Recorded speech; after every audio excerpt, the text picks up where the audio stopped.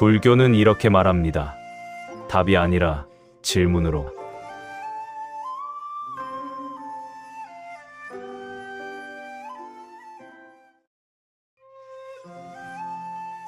행복해지려 할수록 왜 괴로운가? 불교는 행복해지라고 말하지 않고 괴로움이 시작되는 자리를 보라고 말합니다.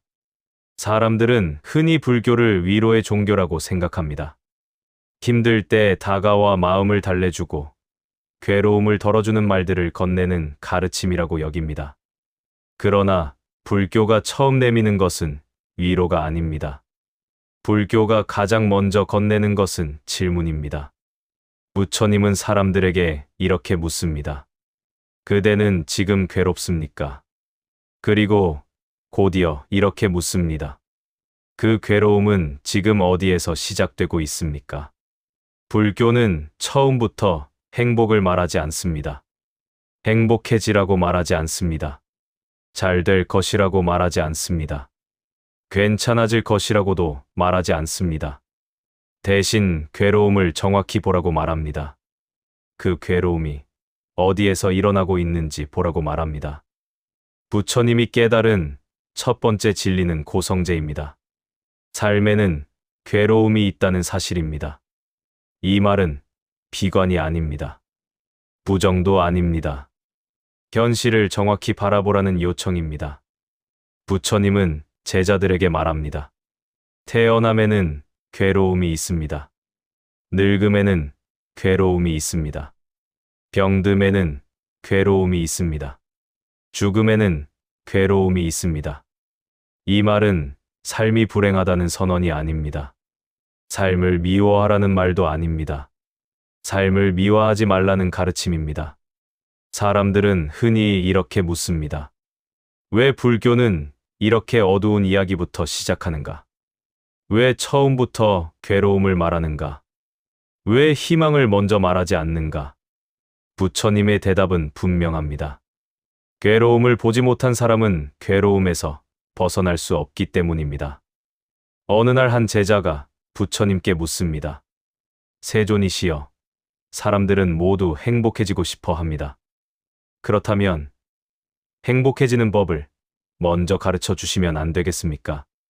부처님은 잠시 제자를 바라보다 이렇게 말합니다. 상처가 어디에 있는지 보지 않은 채 약을 바를 수 있겠느냐? 고통의 자리를 보지 않은 채 벗어남을 말할 수 있겠느냐? 불교는 해결보다 관찰을 먼저 합니다. 불교는 결과보다 원인을 먼저 봅니다. 부처님이 말한 괴로움은 단순한 불행이 아닙니다. 괴로움은 마음에서 일어나는 현상입니다. 운명만의 문제가 아닙니다. 사람만의 문제가 아닙니다. 부처님은 말합니다. 원하는 것을 얻지 못하는 것이 괴로움이다. 원하지 않는 것을 마주하는 것이 괴로움이다. 변하는 것을 붙잡으려는 것이 괴로움이다. 이 말은 매우 조용하지만 날카롭습니다. 괴로움의 원인을 바깥에서 찾지 말라는 뜻입니다. 괴로움은 대부분 마음의 반응에서 시작된다는 뜻입니다. 어느 날 부처님은 길가에 앉아 울고 있는 사람을 만납니다. 사람은 말합니다. 나는 불행합니다. 내 삶은 잘못되었습니다. 부처님은 그에게 묻습니다. 무엇이 그대를 불행하게 만들었습니까? 사람은 한참을 말합니다. 사람의 이야기이고 돈의 이야기이며 관계와 실패에 대한 이야기입니다. 부처님은 조용히 듣다가 다시 묻습니다. 그 모든 것 중에서 지금 그대를 가장 괴롭게 하는 것은 무엇입니까? 사람은 잠시 멈춥니다. 그리고 말합니다. 내가 이렇게 되어서는 안 된다는 생각입니다. 부처님은 고개를 끄덕입니다. 그 생각을 지금 보고 있습니까? 불교는 바로 이 지점에서 시작합니다. 괴로움 그 자체가 아니라 괴로움을 만들어내는 생각을 보는 자리입니다. 불교는 말하지 않습니다. 행복해져야 한다고 말하지 않습니다. 웃어야 한다고 말하지 않습니다. 긍정해야 한다고 말하지 않습니다. 불교는 이렇게 말합니다. 지금 일어나고 있는 괴로움을 정확히 보십시오. 그 괴로움이 무엇을 붙잡고 있는지 보십시오. 그 붙잡음이 어디에서 시작되었는지 보십시오. 부처님은 말합니다. 괴로움은 사라지라고 명령해서 사라지지 않는다. 괴로움은 이해될 때 놓인다. 그래서 불교의 수행은 도망이 아닙니다. 덮는 것도 아닙니다. 있는 것도 아닙니다. 바로 보는 것입니다. 행복은 불교의 목표가 아닙니다. 불교의 목표는 자유입니다. 괴로움에 끌려다니지 않는 자유입니다. 반응에 휘둘리지 않는 자유입니다. 부처님은 말합니다. 괴로움이 사라지면 행복해지려 애쓰지 않아도 된다. 고통이 놓이면 평안은 저절로 드러난다. 불교가 처음 건네는 말은 따뜻한 위로가 아닙니다. 불교가 처음 건네는 말은 정확한 질문입니다. 그대의 괴로움은 지금 어디에서 시작되고 있는가? 이 질문 앞에서 불교의 길은 조용히 열리기 시작합니다. 미래를 붙잡을수록 왜 불안한가? 불교는 미래를 약속하지 않고 지금 이 순간을 놓치지 말라고 말합니다. 사람들은 종교에게 미래를 묻습니다. 잘 될 수 있는지 묻습니다. 언젠가 괜찮아질 수 있는지 묻습니다. 이 고통이 끝나는 날이 오는지 묻습니다. 그러나 불교는 그 질문에 쉽게 답하지 않습니다. 불교는 미래를 약속하지 않습니다. 언젠가 행복해질 것이라고 말하지 않습니다. 다음 생에는 나아질 것이라고도 말하지 않습니다. 불교는 미래보다 먼저 지금 이 순간을 묻습니다. 부처님은 제자들에게 자주 이렇게 말합니다. 과거를 붙잡지 말라. 미래를 앞당겨 살지 말라. 지금 일어나고 있는 것을 보라. 이 말은 시간을 부정하는 가르침이 아닙니다. 계획을 세우지 말라는 뜻도 아닙니다. 희망을 버리라는 말도 아닙니다. 불교가 말하는 것은 하나입니다. 미래는 아직 오지 않았다는 사실입니다. 그리고 오지 않은 것은 붙잡을 수 없다는 사실입니다. 어느 날 한 제자가 부처님께 묻습니다.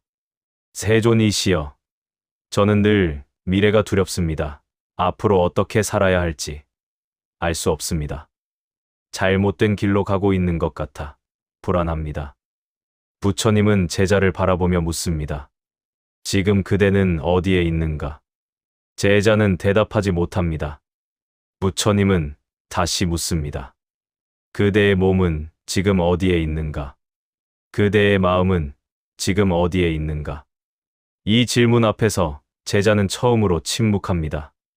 불교는 미래를 설명하기보다 지금의 자리를 묻습니다. 지금의 숨을 묻습니다. 지금의 마음 상태를 묻습니다. 부처님은 말합니다. 미래는 지금 이 순간의 연속이다. 지금을 보지 못한 사람은 미래도 보지 못한다. 사람들은 흔히 미래를 생각하며 현재를 희생합니다. 지금의 고통은 나중을 위해 참아야 한다고 말합니다. 지금의 마음은 중요하지 않다고 말합니다. 언젠가 웃을 수 있다면 지금은 괜찮다고 말합니다. 불교는 이 태도를 조용히 멈춰 세웁니다. 그리고 묻습니다. 그 언젠가는 지금과 다른가? 부처님은 말합니다. 지금 괴로운 마음으로 미래의 평안을 만들 수는 없다. 이 말은 냉정하게 들릴 수 있습니다. 그러나 매우 현실적인 가르침입니다. 불교는 현재의 상태가 그대로 다음 순간으로 이어진다고 봅니다. 그래서 불교는 미래를 약속하지 않습니다. 대신 지금을 정확히 살라고 말합니다. 어느 날 한 사람이 부처님께 묻습니다. 세존이시여, 저는 깨달음을 얻고 싶습니다. 언제쯤 가능하겠습니까? 부처님은 이렇게 답합니다. 그대는 지금 숨을 쉬고 있는가? 사람은 당황합니다. 부처님은 다시 말합니다. 그 숨을 알고 있는가? 불교에서 말하는 깨달음은 먼 미래의 사건이 아닙니다. 특별한 날에 갑자기 찾아오는 것도 아닙니다. 지금 이 순간을 분명히 아는 상태입니다. 부처님은 말합니다. 지금 숨을 쉬는 줄 아는 것이 수행이다. 지금 걷고 있는 줄 아는 것이 수행이다. 지금 화가 일어나는 줄 아는 것이 수행이다. 불교는 시간을 쪼개지 않습니다. 과거와 미래를 붙들지 않습니다. 지금이라는 자리를 떠나지 않습니다. 사람들은 종종 말합니다. 지금은 바쁘다고 말합니다. 지금은 힘들다고 말합니다. 지금은 준비가 안 되었다고 말합니다. 불교는 이렇게 묻습니다. 그렇다면 언제가 적절한가? 부처님은 말합니다. 지금 이 순간이 아닌 다른 순간은 없다. 이 말은 조급함을 강요하지 않습니다. 완벽을 요구하지 않습니다. 지금의 부족함을 부정하지도 않습니다. 다만 지금을 떠나지 말라고 말합니다. 지금을 밀어내지 말라고 말합니다. 지금을 조건으로 삼지 말라고 말합니다. 불교에서 말하는 해탈은 미래에 도착하는 장소가 아닙니다. 지금 붙잡고 있는 것을 놓는 순간입니다. 부처님은 말합니다. 미래를 붙잡고 있는 한 지금은 늘 부족해진다. 사람들이 불안한 이유는 미래가 불확실해서가 아닙니다. 지금을 살지 않기 때문입니다. 지금의 마음을 보지 않기 때문에 미래를 걱정합니다. 지금의 감정을 느끼지 않기 때문에 내일을 상상합니다. 불교는 말합니다. 지금 이 순간을 놓치지 말라. 지금 이 자리에 머물라. 지금의 괴로움을 보라. 지금의 평온을 알아차리라. 미래를 약속하지 않기 때문에 불교는 오히려 현실적입니다. 지금의 삶을 책임지게 만듭니다. 지금의 선택을 보게 만듭니다. 부처님은 마지막까지 미래에 대해 말하지 않았습니다. 대신 이렇게 말했습니다. 스스로 등불이 되라. 이 말의 뜻은 분명합니다. 미래에 기대지 말라는 뜻입니다. 지금에 깨어 있으므로 지금의 길을 비추라는 뜻입니다. 불교는 말하지 않습니다. 언젠가 괜찮아질 것이라고 말하지 않습니다. 불교는 이렇게 말합니다. 지금 괜찮지 않다면 지금을 먼저 보라. 지금 이 순간을 놓치지 않는 것. 그것이 불교가 말하는 가장 현실적인 수행입니다. 화를 없애려 할수록 왜 더 커지는가? 불교는 화를 없애라고 하지 않고 화가 어떻게 생겨나는지를 보라고 말합니다. 사람들은 화를 없애고 싶어 합니다. 화를 느끼는 자신을 문제라고 생각합니다. 화를 내는 순간을 실패라고 여깁니다. 참지 못한 자신을 탓합니다. 그래서 묻습니다. 화를 없애는 방법이 있느냐고 묻습니다. 화를 느끼지 않는 사람이 되는 길이 있느냐고 묻습니다. 불교는 이 질문 앞에서 조금 다른 방향을 제시합니다. 불교는 말하지 않습니다. 화를 내지 말라고 말하지 않습니다. 화를 없애라고 말하지 않습니다. 불교는 먼저 묻습니다. 그 화는 어디에서 시작되었는지 묻습니다. 어떤 순간에 생겨났는지 묻습니다. 어떤 마음 위에서 일어났는지 묻습니다. 부처님은 제자들에게 이렇게 말합니다. 화를 부끄러워하지 말라.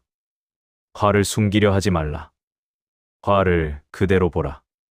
이 말은 화를 정당화하라는 뜻이 아닙니다. 화를 따라가라는 뜻도 아닙니다. 화를 쏟아내라는 말도 아닙니다. 불교는 화를 하나의 현상으로 봅니다. 원인이 있으면 생기고 조건이 사라지면 사라지는 것으로 봅니다. 어느 날 한 제자가 부처님께 묻습니다. 세존이시여, 저는 화를 참을 수가 없습니다. 화가 나면 마음이 흔들립니다. 이것이 수행에 큰 장애가 됩니다. 부처님은 제자를 꾸짖지 않습니다. 대신 이렇게 묻습니다. 그 화는 언제 일어나는가? 제자는 잠시 생각합니다.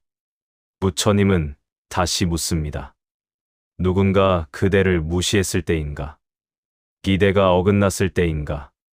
그대의 뜻대로 되지 않았을 때인가? 제자는 고개를 끄덕입니다. 부처님은 말합니다. 그렇다면 그 화는 사람이 만든 것이 아니라 기대가 만든 것이다. 불교는 화의 뿌리를 외부 상황에서 찾지 않습니다. 타인의 말에서 찾지 않습니다. 사건 그 자체에서 찾지 않습니다. 불교는 화가 내 마음의 조건에서 생겨난다고 봅니다. 기대가 있었는지 봅니다. 바람이 있었는지 봅니다. 붙잡음이 있었는지 봅니다. 부처님은 말합니다. 붙잡는 마음 위에 화는 반드시 피어난다. 사람들은 흔히 말합니다. 상대가 먼저 잘못했다고 말합니다. 상대가 나를 화나게 했다고 말합니다. 불교는 이렇게 묻습니다. 그대는 무엇을 기대하고 있었는가? 기대가 없었다면 실망도 생기지 않습니다. 실망이 없었다면 화도 생기지 않습니다. 이 말은 현실과 동떨어진 말이 아닙니다. 불교는 인간의 마음을 아주 현실적으로 바라봅니다. 부처님은 말합니다. 화는 갑자기 생기지 않는다. 이미 마음속에서 준비되어 있다. 이 말의 뜻은 분명합니다. 화는 순간의 반응처럼 보이지만 그 이전에 이미 마음이 기울어져 있다는 뜻입니다. 어느 날 부처님 앞에서 한 사람이 심한 욕설을 퍼붓습니다. 사람들은 긴장합니다. 제자들은 분노합니다.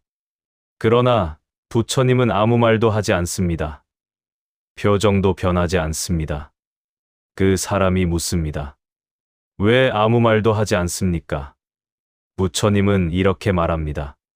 그대가 준 것을 내가 받지 않으면 그것은 누구의 것인가? 이 말 앞에서 사람은 말문이 막힙니다. 불교는 화를 주고받는 것으로 봅니다. 받아들이지 않으면 머물 곳이 없다고 봅니다. 이것은 참으라는 말이 아닙니다. 억누르라는 말이 아닙니다. 화가 올라오는 순간 그 화를 바라보라는 말입니다. 지금 내 마음에서 어떤 기대가 무너졌는지 보라는 말입니다. 불교는 화를 없애는 기술을 가르치지 않습니다. 화가 생겨나는 구조를 보게 합니다. 보면 달라집니다. 알아차리면 힘이 줄어듭니다. 정체를 알면 그 화는 더 이상 절대적인 존재가 아닙니다. 부처님은 말합니다. 화는 불과 같다. 연료가 있으면 타오른다. 그 연료는 무엇입니까? 내 생각입니다. 내 해석입니다. 내 기준입니다. 불교는 이 연료를 보라고 말합니다. 불을 끄라고 말하지 않습니다. 연료를 들여다보라고 말합니다. 사람들은 종종 말합니다. 나는 원래 화가 많다고 말합니다. 성격이라고 말합니다. 불교는 이렇게 말합니다. 그것은 성격이 아니다. 습관이다. 습관은 만들어진 것입니다. 만들어진 것은 관찰되면 달라질 수 있습니다. 부처님은 말합니다. 화를 없애려 하지 말라. 화가 일어나는 과정을 보라. 이 가르침은 매우 중요합니다. 왜냐하면 없애려는 순간 우리는 화와 싸우기 시작하기 때문입니다. 싸우는 순간 화는 더 강해집니다. 억누르는 순간 화는 안으로 깊어집니다. 불교는 싸우지 않는 길을 제시합니다. 보는 길을 제시합니다. 알아차리는 길을 제시합니다.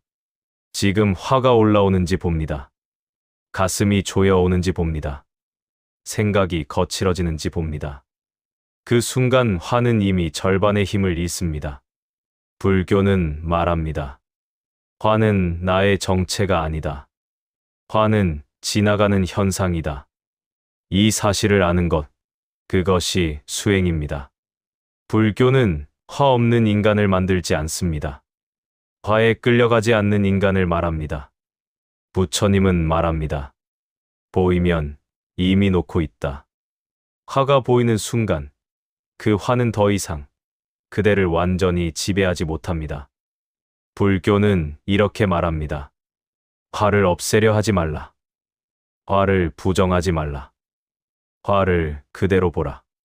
그 자리에서 화는 이미 변하고 있습니다.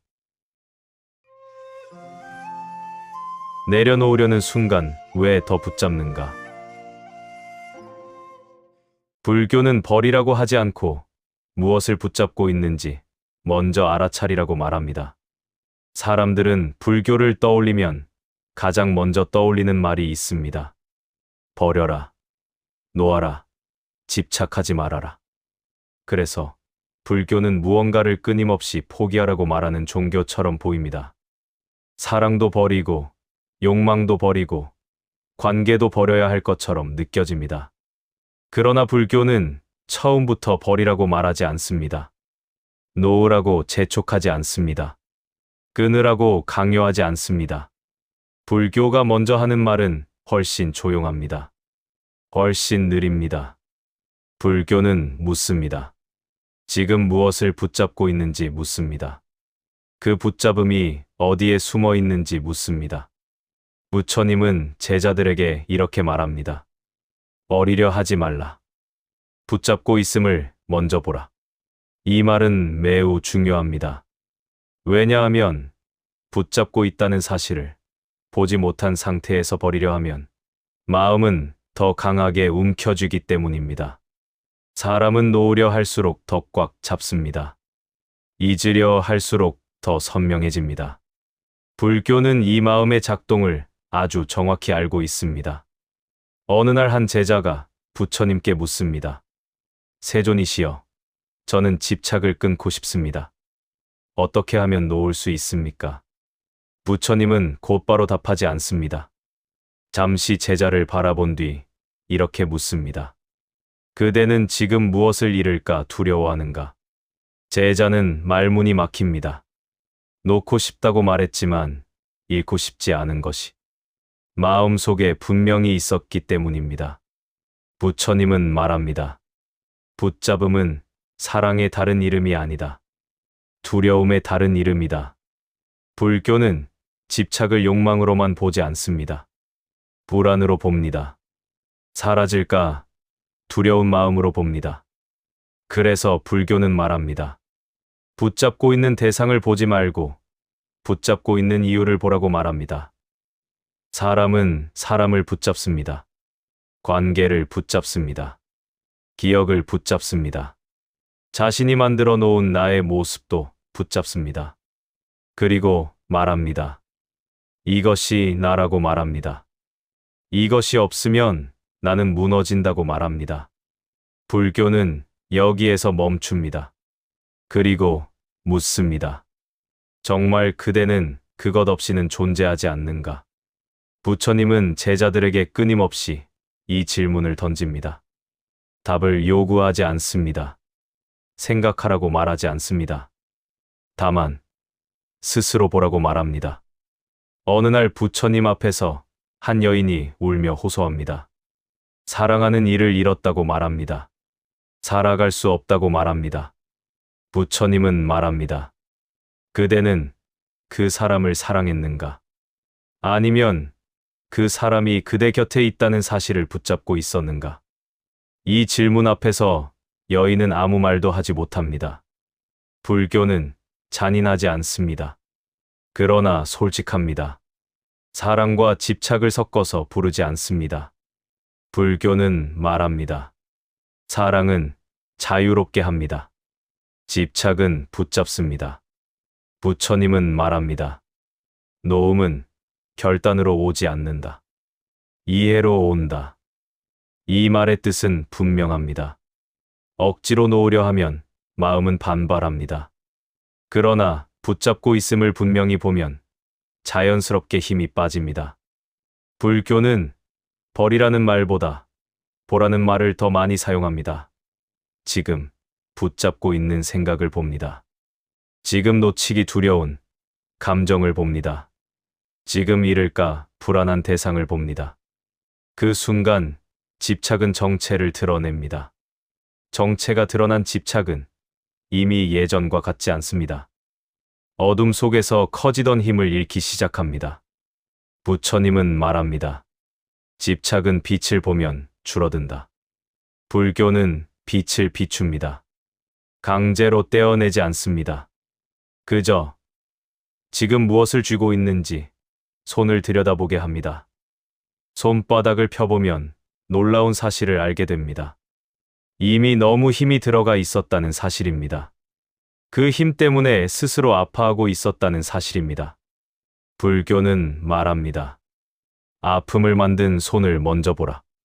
노움은 나중의 일입니다. 아주 나중의 일입니다. 먼저 해야 할 일은 알아차림입니다. 이해입니다. 그리고 인정입니다. 부처님은 말합니다. 붙잡고 있음을 인정하는 순간 그대는 이미 절반을 내려놓았다. 이 가르침은 삶에 그대로 적용됩니다. 사람을 붙잡고 있는지 봅니다. 성과를 붙잡고 있는지 봅니다. 인정을 붙잡고 있는지 봅니다. 과거의 나를 붙잡고 있는지 봅니다. 그것을 버리려 하지 않습니다. 미워하지 않습니다. 부끄러워하지 않습니다. 다만 지금 붙잡고 있다고 조용히 알아차립니다. 불교는 여기까지입니다. 그 다음은 자연스럽게 일어납니다. 힘이 빠집니다. 손이 느슨해집니다. 마음이 조금 가벼워집니다. 부처님은 말합니다. 노움은 의지가 아니라 이해의 결과이다. 불교는 비우라고 소리치지 않습니다. 버리라고 몰아붙이지 않습니다. 불교는 지금 붙잡고 있는 손을 천천히 보여줍니다. 그리고 말합니다. 이 손이 그대를 힘들게 하고 있다. 그 말을 이해하는 순간 손은 스스로 풀립니다. 그것이 불교가 말하는 노움입니다. 참고 견딜수록 왜 마음이 무너지는가? 불교는 참고 견디라고 하지 않고 괴로움과 싸우지 말고 정확히 보라고 말합니다. 많은 사람들은 불교를 이렇게 오해합니다.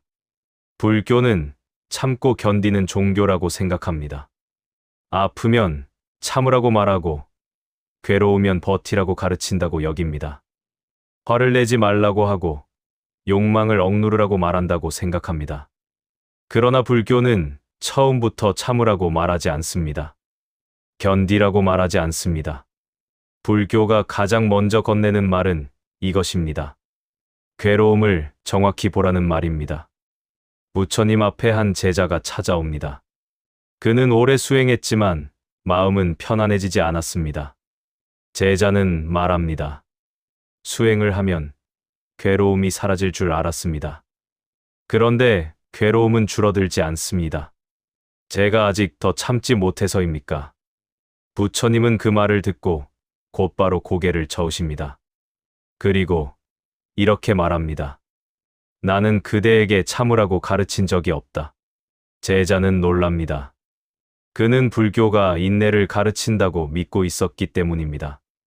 부처님은 이어서 말합니다. 괴로움을 참으려는 순간 그대는 이미 괴로움과 싸우고 있다. 이 말은 매우 중요합니다. 불교에서 괴로움은 적이 아닙니다. 물리쳐야 할 대상도 아닙니다. 괴로움은 사라져야 할 것이 아니라 이해되어야 할 것입니다. 사람은 괴로움이 생기면 본능적으로 그것을 밀어냅니다. 아프면 빨리 없애려 합니다. 불편하면 다른 생각으로 덮어버립니다.